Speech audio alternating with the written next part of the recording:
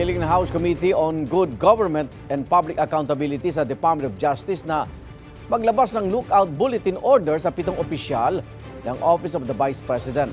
Kasunod yan ang ilang beses lang hindi pagsipot sa mga pagdinig ng Kamara kaugnay sa confidential funds ng OVP.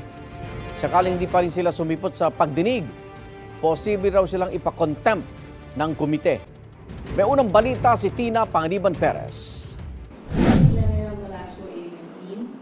Para maiwasan makapuslit ng bansa ang ilang resource person ng House Committee on Good Government and Public Accountability, sumulat ang komite sa Department of Justice para magpalabas ng lookout bulletin order laban sa 7 opisyal ng Office of the Vice President. Ilang beses na kasing iniisnab ng mga naturang opisyal ang mga imbitasyon ng komite kaugnay sa investigasyon sa paggamit sa confidential at intelligence funds. Pinapamonitor ng Kamara ang mga opisyal dahil may subpina ang mga ito galing sa Kamara. And they can lead.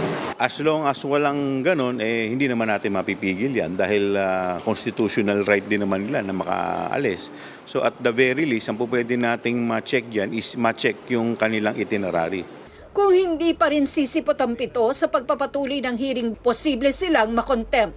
Ayon kay Chua, hindi imbitado si Vice President Sara Duterte, pero welcome naman daw itong dumalo kung gusto nito.